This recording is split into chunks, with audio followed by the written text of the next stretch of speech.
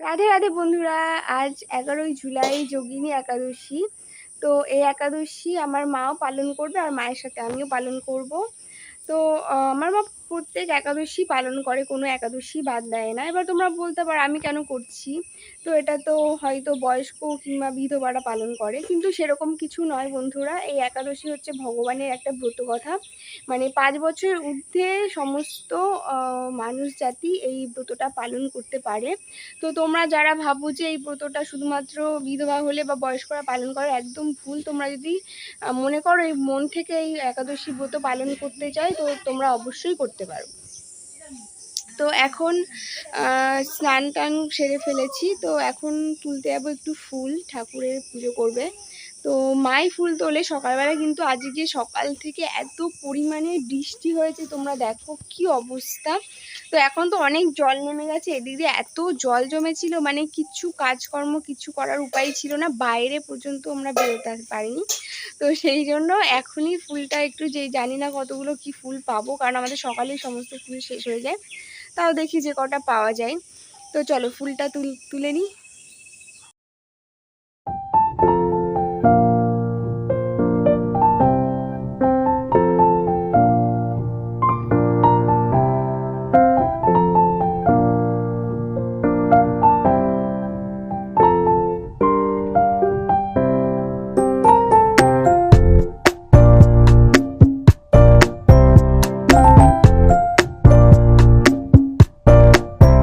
বন্ধুরা দেখো ফুল তোলা কমপ্লিট। তো আজকে না এত বৃষ্টি হলে সেই রকমভাবে কেউ ফুলটা তুলতে আসেনি, ওই জন্য এত ফুল পেয়েছি, প্রচুর ফুল পেয়েছি। তো আমার ফুল তোলা এখন কমপ্লিট।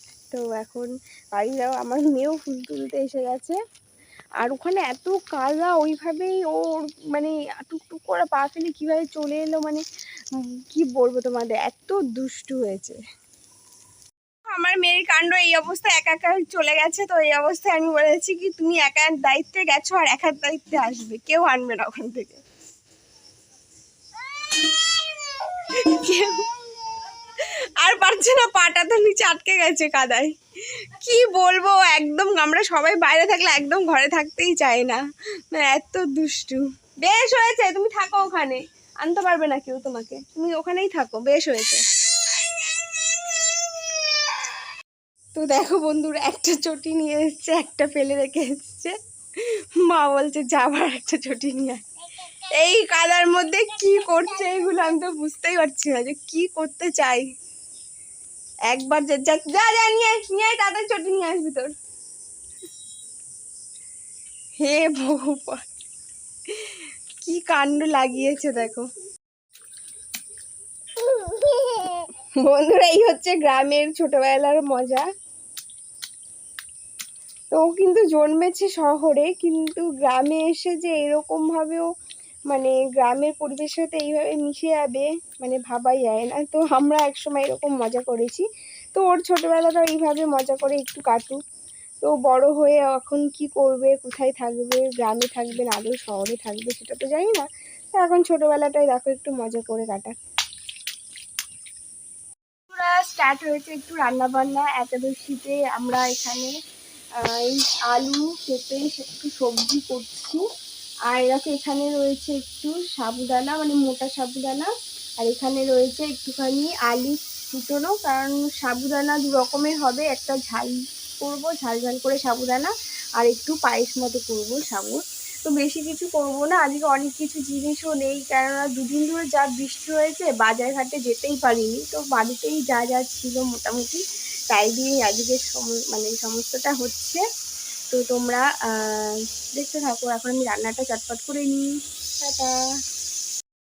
তো বন্ধুরা দেখো, আমার রান্না এখানে কমপ্লিট হয়ে গেছে। এখানে রয়েছে হচ্ছে, বললামই, এখানে দুধ সাবু রয়েছে, এখানে সবজি, আর ওখানে ঝাল সাবু করেছি। তো এরপরে মার দেখো এখানে পুজো কমপ্লিট, আর পুজো কমপ্লিট হয়ে যাওয়ার পরে এখন আমরা এই একাদশী মাহাত্ম্যটা আমরা শুনবো। তো একাদশী তো যা বললামই যে সবাই করতে পারে, সকল স্তরের মানুষই করতে পারে, এখানে কোনো ভেদাভেদ নেই।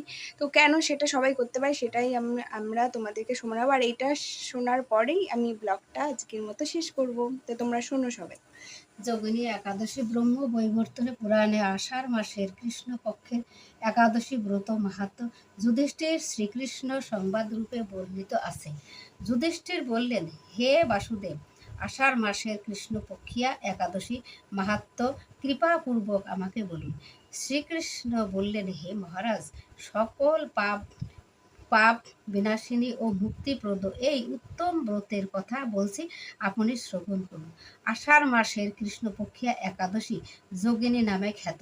মহাপাপ নাশকারী এই তিথি ভবসাগর পতিত মানুষের উদ্ধার লাভের একমাত্র নৌকা স্বরূপ। ব্রত পালনকারীদের পক্ষে এটি সর্বশ্রেষ্ঠ ব্রত বলে প্রসিদ্ধ। এই প্রসঙ্গে আপনাকে একটি পবিত্র পৌরাণিক কাহিনী বলছি। অলকা নগরে শিবভক্ত পরায়ণ কৃষ্ণের কুবের নামে এক রাজা ছিল। তিনি প্রত্যহ শিব পূজা করতেন। তার হেমমালী নামে এক মালী ছিল। প্রতিদিন তিনি শিব পূজার জন্য মানস সরোবর থেকে সে ফুল তুলে যক্ষরাজ কুবেরকে দিত। বিশালাক্ষী নামে হেমমালীর এক পরমা রূপবতী পত্নী ছিল। সে তার সুন্দরী পত্নীর প্রতি অত্যন্ত আসক্ত ছিল। একদিন সে তার স্ত্রীর প্রতি কামাসক্ত হয়ে পড়ল। রাজভবন যাওয়ার কথাও ভুলে গেল। বেলা হ্যালো বন্ধুরা, তো পুজো টুজো, তো বন্ধুরা আমাদের পুজো মায়ের কমপ্লিট আর মাহাত্ম্য কথা শোনা হয়ে গেছে। তো তোমাদেরকে পুরোটা শোনানো সম্ভব হলো না, কারণ ভিডিওটা প্রচুর বড় হয়ে যাবে। তো তোমরা যদি ইচ্ছুক থাকো শুনতে, তো পরে নিশ্চয়ই শোনাবো। তো এখন দেখো আমরা এখানে বসে গিয়েছি, ঠাকুরের এখন প্রসাদ আমরা এখন খাবো। তো এটা খাওয়ার পরে আর এটা খেতে এত সুস্বাদু হয়, তোমাদেরকে কি বলবো, দারুণ খেতে হয়। তোমরা দেখে ভাববে কেমন সাদা সাদা, বাট খুব সুস্বাদু হয়। তোমরা অবশ্যই একাদশী করলে এই ধরনের জিনিসগুলো খাবে। তো আমি এই রেসিপি পুরোটা তোমাদেরকে দেখাতে পারিনি। তো তোমরা যদি এটাও চাও তো পরে আমি নিশ্চয়ই দিয়ে দেবো। তো আজকের মতো ব্লগ এখানে শেষ করলাম। টাটা, দেখা হবে অন্য কোনো ব্লগে।